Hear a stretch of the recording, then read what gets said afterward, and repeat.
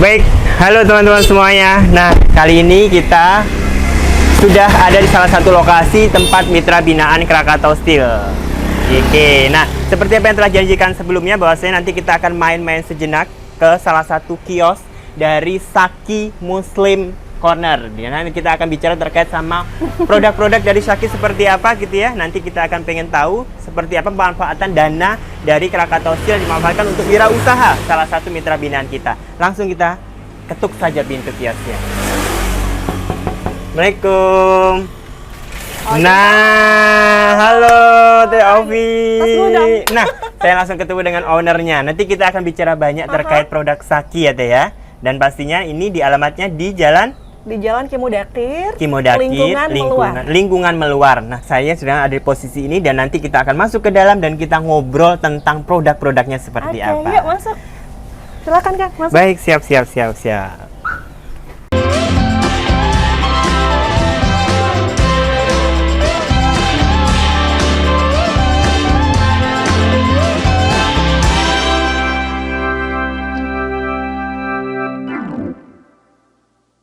Assalamualaikum warahmatullahi wabarakatuh. Baik, luar biasa hari ini di bulan Ramadan. Jadi seperti apa yang telah saya sampaikan sebelumnya, bahwasanya tadi itu saya mau main-main ke salah satu toko mitra binaan dari PT Krakatau Steel Persero Tbk. Saya sudah berada di tokonya, gitu ya. Dan juga saya sudah bertemu dengan ownernya langsung. Nah, yang apa yang saya pakai sekarang ini adalah salah satu produk dari beliau. Nah, untuk itu kita coba pengen tahu dan pengen detail, gitu ya. Seperti apa usahanya, gitu ya. Bahkan bisa dikatakan Teh Ovi ini ya sebagai owner ini telah mendapatkan distribusi dana ya dari mitra binaan PT Krakatau Steel untuk bisa dimanfaatkan di usahanya. Oke, langsung saja kita sambut dan kita perkenalkan kepada semua teman-teman bahwasanya ini adalah salah satu narasumber kita di mitra binaan PT Krakatau Steel Persero Tbk dengan Teh Ovi. Ya, baik, halo pagi Teh Ovi. Mungkin boleh disapa dulu Teh Ovi? Boleh. Halo, assalamualaikum warahmatullahi wabarakatuh. Selamat pagi warga Cilegon ya khususnya. Ini saya sudah bersama dengan Kang Yuda. Iya, betul. Nah, kali ini kita akan ngobrol sharing dikit ya. Boleh, di bulan Ramadan ini sudah seperti apa persiapannya sih kalau boleh tahu dulu nih sebelum kita bicara terkait usahanya. Ramadan adalah bulan yang mustajab di segala penjuru waktunya. Betul banget. Tentunya di bulan Ramadan ini banyak doa dan harapan kami, khususnya salah satu saya menjadi yang owner ya di sini untuk seluruh reseller saya. Semoga jualannya semakin laris manis seperti itu agar kita bisa panen di bulan peak season seperti ini. Siap. Gitu. Jadi biar makin cuan gitu ya Teh Ovi ya. Makin cuan. Baik. Nah, kali ini kalau misalnya ngomongin tentang bulan Ramadan gitu ya. Ramadan itu kan identik dengan busana muslim. Iya, betul. Ya, yang mana semua warga Cilegon khususnya bahkan semua di Indonesia ini kalau merayakan pasti pengennya tuh busananya tuh baru gitu ya. Betul. Busananya yang terupdate modelnya seperti itu.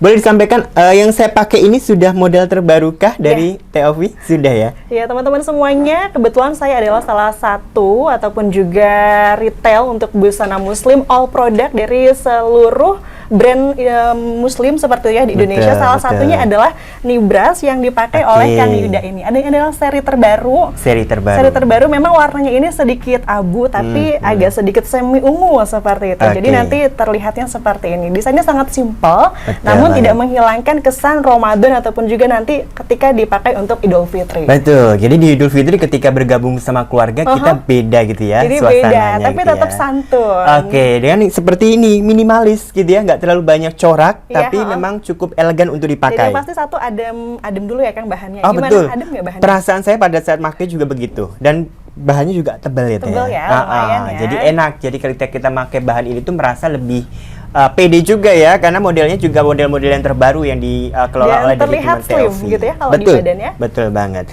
Nah, ini juga bahkan bukan hanya baju yang saya pakai, bahkan di belakang kami ini sudah ada tampak display baju-baju yang bisa dibeli oleh teman-teman semuanya untuk bisa dipakai di hari raya. Begitu ya Teh. Tapi kalau ngomongin tentang usaha, ini kan Teh Ovi sebagai seorang wanita hebat loh buat saya. Seorang wanita bisa berwirausaha. Berarti ya secara finansial sudah mandiri. Insya Allah. Nah, amin. Itu cerita sedikit lah kepada kita semuanya. Kenapa kok akhirnya memutuskan untuk berwirausaha? Oke, sebetulnya usaha ini saya rintis dari zamannya kuliah. Saya kuliah dulu 2015.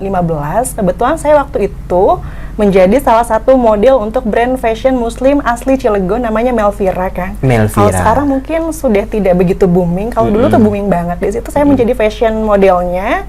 Di situ saya ditawarkan gitu, Teofi gimana kalau jadi modelnya sekaligus promo karena kan agen juga. Dari situ dimulai dari satu lemari pajangan di rumah. Di situ saya solawatin pengen punya toko gitu ya. Akhirnya di situ income-nya terus bertambah. Pokoknya apapun yang saya upload, orang tuh kayak ih pengen dong yang kayak Teofi pakai gitu kan. Akhirnya ya sudah dari situ dari satu lemari jadi 2 lemari. Jadi 3 lemari, akhirnya dari pojokan rumah, karena kebetulan rumahku kan di pojok, makanya Sahih Muslim Corner. Corner itu kan pojok. Muslim itu ya yang baju saya muslim. jual adalah baju muslim. Sahih itu adalah nama belakang anak perempuan saya. Gitu. Jadi diadopsi dari anak perempuan situ. itu ya, Saki ya. Sahih kan artinya bagus gitu ya Kang ya. Jadi dimulainya dari situ. Akhirnya lama-lama Allah izinin aku buat kesewa ruko gitu, walaupun harus nyicil gitu ya usahanya, effortnya tuh harus benar-benar tinggi. Akhirnya sampai punya 2 toko seperti sekarang. Luar biasa, 2 toko dengan sebuah solawat ya tadi ya. Dari sebuah rumah pojok corner gitu ya, tiba-tiba kita mensolawati dari 1 lemari menjadi 3 lemari, kemudian menjadi 2 ruko. Jadi banyak gitu ya. Jadi iya, alhamdulillah. Dan itu salah satu strategi juga ya Teh Ovi ya. Jadi bahwasanya kita berusaha boleh berikhtiar, tapi jangan lupakan doa kepada Tuhan. Intinya riadohnya harus kencang. Riadoh itu banyak kan, seperti sholawat, istighfar, terus yang sunnah-sunnah itu jangan kita jadi sunnahin, tapi jadi wajib hukumnya gitu. Agar nanti terbiasa bahwa kita tuh hidup benar-benar butuh Allah dan Allah itu benar-benar maha besar. Berarti kita menggantungkan semuanya kepada Allah. Of course, seperti itu. Luar biasa. Jadi kalau misalkan kita bicara terkait usaha, berarti kan dari satu skala kecil mungkin ya, dari rumah, kemudian ada 1 kios, kemudian yang masih sistem sewa. Masih sistem sewa, dan kemudian sekarang beralih punya 2 kios gitu ya. Yang satu ini udah milik sendiri. Udah milik sendiri. Yang satu di Warnasari itu masih sistem kontrak. Ini luar biasa. Kenapa? Karena Teovi ini itu ya berangkatnya itu tadi dengan sebuah ikhtiar doa, usaha yang keras bisa mendapatkan 2 kios gitu ya. Awalnya sewa dua-duanya gitu ya Teh, tapi alhamdulillah sekarang sudah milik sendiri. Yang satunya masih sistem kontrak. Nah, berarti tapi nanti itu masih aku sholawatin semoga jadi punya aku gitu. Itu pertanyaan saya. Jadi nanti mungkin insya Allah mudah-mudahan di tahun depan sudah menjadi milik Teh Ovi. Amin. Terima kasih Kang Yuda. Iya selalu. Dan pastinya nih Teh ya. Jadi kalau misalnya boleh tahu, kalau bisa wirausaha itu kan pasti butuh modal. Gitu ya. Modal itu kan pasti kadang beberapa orang mau memulai usaha, modal gua kan nggak ada nih gitu kan. Gimana sih supaya kita itu berwirausaha tapi modal kita 0? Itu gimana? Kalau sekarang aku juga kebetulan buka sistem reseller yang 0 modal. Jadi mereka cukup upload foto aja yang kita share di grup. Itu nanti mereka bisa jualan dengan target 850.000 di awal. Itu nanti bisa mereka ambil komisinya 10% dari total barang itu. Jadi sekarang aku udah buka seperti itu karena aku tahu gimana orang jualan itu. Ada yang beberapa memang punya modal, ada yang modal itu sangat minim. Jadi aku mudahkannya di situ. Luar biasa. Itu memberikan kesempatan kepada semuanya untuk berwirausaha begitu ya. Agar mereka bisa dapurnya itu mandiri gitu loh. Iya, boleh ngebul terus. Itu yang bisa diharapkan ya. Ini salah satu wujud dari kita juga nih Teh. Dari Krakatau Steel sendiri kan sebenarnya kita punya program namanya program binaan UMKM. Gitu ya, mendistribusikan alokasi anggaran untuk bisa dikelola oleh masing-masing UMKM. Nah, itu ceritanya akhirnya tertarik untuk bisa memanfaatkan program tersebut bagaimana? Dulu aku tuh ketemu sama namanya Kak Agus. Halo, selamat siang Kak Agus. Ada di samping. Yang memperkenalkan aku dengan PKBL. Dulu namanya PKBL, sekarang TJSL ya. TJSL, Tanggung Jawab Sosial dan Lingkungan. Kita pertama ketemu first time itu di radio Pas FM punyanya Pak Heldi, itu di situ pertama kali. Kemudian ada penawaran dari Piuku untuk ikut yang 3 juta. Itu 3 juta itu tanpa agunan dengan setoran. Itu setoran ya Kak Agus ya? Iya, setoran itu setelah selesai aku jadi top up ke 25 juta gitu. Awalnya dari berapa nominal? 3 juta. 3 juta. Dari 3 juta kemudian dimanfaatkan langsung ke 25 ke 25 juta. Luar biasa ya. Jadi awalnya masih satuan gitu ya, tiba puluhan juta. Mungkin nanti bisa ratusan juta gitu ya ketika nanti berkembang. Ya, sama Agus ya dan tim. Ya, ini luar biasanya. ketika mendapatkan dana bantuan dari Krakatau Steel, kemudian dimanfaatkannya itu dialokasikan ke apa aja nih Teh? Kalau Yang boleh pertama tahu. satu khusus untuk fashion, karena memang cash flow-nya untuk fashion ini menjelang Ramadan itu sangat besar kan. Oke, betul. Gitu, seperti itu. Jadi memang modal dan keuntungan itu harus benar-benar kita pisahkan setiap hari, nggak boleh dicampur. Oke. Karena kalau dicampur, kayaknya kita tuh jualannya banyak tapi nggak ada hasilnya. Oke, betul. Jadi Kalau harus misalkan terpisah ya. kita konsisten seperti itu bisa kita jumlah dan harus memang dipisah. Kalau aku setiap dari toko cross check setiap hari, aku pisahkan di kaleng biskuit. Mana Oke. modal, Mana yang profit. Oke. Jadi dari situ ketahuan, oh alhamdulillah ya income kita segini loh hari ini gitu. Dari situ kita mulai Oke. semangat. Kalau digabung kita tuh nggak akan tahu. Betul, jadi nggak usaha tahu kita ya tuh jalannya profitnya seperti tuh apa. kita dapat berapa di Iya, hari biasanya itu. emak-emak itu problemnya adalah kayaknya jualannya banyak tapi nggak tahu untungnya tuh dapat berapa. Itu yang jadi PR. Karena tidak ada klasifikasi Iya, dana gitu ya. betul. Harusnya dipisahkan antara dana modal juga dana income atau Profit, pendapatan. iya, betul. Oke, luar biasa. Tapi kalau misalnya ngomongin Ramadan itu kan pasti banyak juga kompetitor yang lain Sangat dong. banyak. Nah, bagaimana strateginya untuk bisa survive sampai dari awal merintis hingga sekarang punya 2 kios? Oke, pertama yang kita galakan adalah pasukan reseller.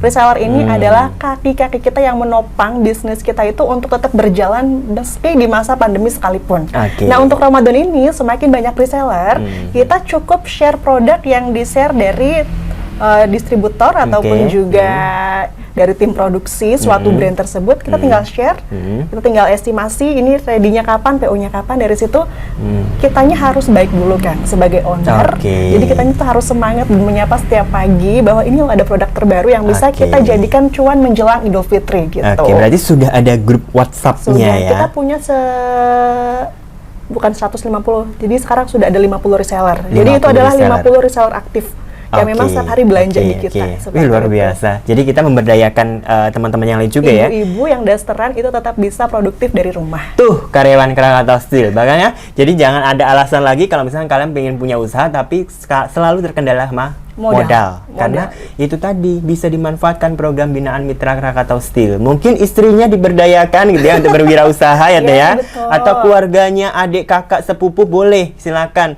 mengajukan pinjaman modal kepada Krakatau Steel gitu ya. Nanti dari community development ya. Ya, betul, Dari community Komdev ya. development, dari Komdev nanti akan difasilitasi, diinspeksi, dilihat gitu ya. Nanti akan dinilai berapa layak dapatnya begitu ya. Ya, Mungkin betul. begitu juga ya yang proses yang dialami oleh Teofi. Ada prosesnya. Jadi Oke, nggak boleh bisa ceritain langsung sedikit simple prosesnya bagaimana pada saat awal mau masukin peminjaman dana? Bagaimana Teh? Pertama itu karena memang track recordnya bagus dari yang 3 juta itu ya kayaknya. 3 juta itu aku selalu on time bayar setiap bulan. Mungkin karena ada track record yang bagus, jadi aku mau top up yang dari nggak 10 tapi langsung ke 25 juta itu diberikan kemudahan oleh PKBL Krakatau Steel dulu itu. Oke. Tapi kalau ngomongin pemodal gitu ya, kan banyak juga pemodal kapital lain, bank konvensional Ya, juga betul. banyak. Sekarang alasan kenapa kok akhirnya memutuskan untuk gitu ya meminjam modal di Krakatau Steel? Pertama, kalau untuk Krakatau Steel sendiri itu adalah aku kan seorang MC juga kan. Wih, Jadi luar biasa. beberapa anak perusahaan dari Krakatau Steel kayak misalkan Krakatau Information Technology, Kitek, ya, itu kalau misalkan ada event itu biasanya pakai aku juga dari situ karena aku sudah sangat terbantu untuk branding aku seorang MC dari Krakatau Steel ini, maka aku kayaknya dengan Krakatau Steel aja deh gitu, nggak usah dengan pihak-pihak lainnya gitu. Oke. Jadi memang Teofi ini selain punya usaha di bidang fashion, Ya. tapi skillnya adalah public speaking. Public speakers. Oke, jadi bisa dikatakan Teofi ini banyak kemampuan ya. Bukan multi talentan ya. Ya, oke, multi talenta ya kan. Jadi ingat jangan multi talentan, ini multi talenta. Talentan Jadi bisa, public insya Allah. speaking bisa, jualan juga bisa.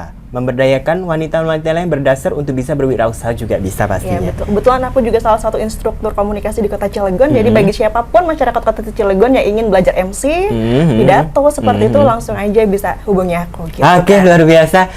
Emang lengkap ya. Jadi saya itu sekarang banyak ngobrol terkait tadi itu fashion gitu ya. Sekarang kita ngomongin public speaking, gitu. Branding itu penting ya Teh, Branding bagi itu seorang sangat karyawan atau personal gitu ya. Ya, betul. Nah, boleh dikatakan sedikit, boleh sharing sedikit gitu. Kenapa kok bisa dikatakan personal branding sebuah brand bahkan ya atau sebuah produk itu menjadi lebih penting? Baik, Bapak Ibu semuanya atau teman-teman semuanya, kenapa kita perlu branding? Branding itu adalah salah satu promosi agar orang itu tahu kita tuh sebenarnya jualan apa. Betul. Atau pekerjaan kita itu apa. Dengan branding itu, orang-orang akan tahu dan itu semakin meningkatkan income profit kita dalam pekerjaan tersebut. Dan untuk branding ini harus konsisten, Kang. Menurut penelitian itu harus 5 tahun kita konsisten melakukan kegiatan di bidang tersebut. Jadi kalau cuma setahun, 2 tahun, orang nggak akan tahu kita tuh sebenarnya apain sih dan menjadi apa. Seperti Jadi itu. promosinya terus berulang gitu ya, sampai di 5 tahun. Sampai 5 tahun minimal. Tapi kadang misalkan akhirnya kita merasa bisa dikatakan demotivasi. Bagaimana untuk membangun kembali supaya kita tetap semangat untuk berpromosi? Yang pertama, agar kita tetap konsisten untuk menjadi ataupun juga membranding diri. Satu, tujuannya harus lillahi ta'ala. Lillahi ta'ala. Dan memang harus ada goals-nya. Tujuan 2. Goals-nya itu harus kita tulis. Kalau aku selalu menulis goals atau dream aku tuh di dalam buku, dan itu selalu aku selawatin seperti itu, Kang. Jadi memang nanti ketika kita lagi down, kita tuh bisa semangat, oh ya Allah, aku nggak boleh putus semangat. Dikata ini nih, ada banyak alasan-alasan gitu ya. Mimpi-mimpi yang harus kita wujudkan. Seperti itu. Oke, jadi katakan yang pertama adalah ikhtiar, doa dulu. Doa, kemudian set a goal ya, betul, tetapkan tujuan, yes, komitmen untuk mewujudkannya. Ya, tadi ya. Jadi nggak boleh lelah. Gitu. Oke, jadi terus berusaha. Baik. Luar biasa obrolan hari ini gitu dengan Teofi, dengan brandnya Saki tadi tuh ya. Mudah-mudahan nanti brand Sakinya menjadi lebih terkenal kembali gitu ya. Bisa mengakomodir semua brand yang ada di Indonesia untuk bagian busana muslim gitu ya. Bisa menjadi gudang fashion muslim gitu ya, yang luar biasa biasa. Di Kota Cilegon. Berarti ini udah dicatat ya di dalam dream booknya. Sudah. Nah, kalau teman-teman semuanya ingin berwirausaha, kami sarankan bahwasanya memang berwirausaha itu tidak perlu melulu terkendala masalah modal. Jalankan dulu, ikhtiarkan dulu, nanti akan ketemu jalannya. Begitu ya. Oke. Nah, kalau teman-teman semuanya pengen tahu model-model terbaru dari busana muslim yang ada di toko ini, kami persilakan untuk datang ke mana Teh? Oh iya, untuk alamat kami di toko pertama, ini ada di lingkungan Meluar, Kelurahan 300, Kecamatan Cilegon. Nanti bisa menghubungi admin kami di nomor 0822 6160 3819 atau bisa melalui Instagram kami di @sakhi_muslim_corner_catalog.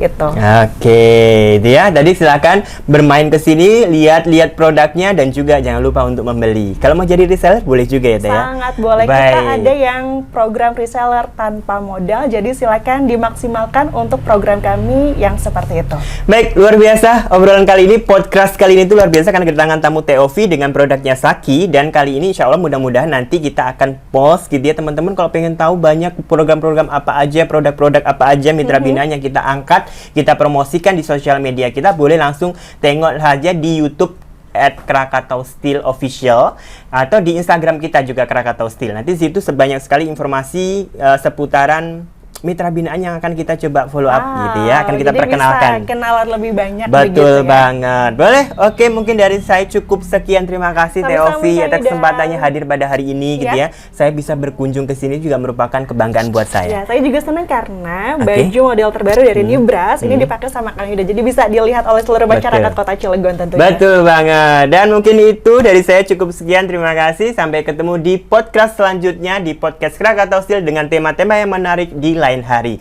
Saya Yuda dan Teofi mengucapkan terima kasih. Wabillahi taufiq walhidayah. Wassalamualaikum warahmatullahi wabarakatuh.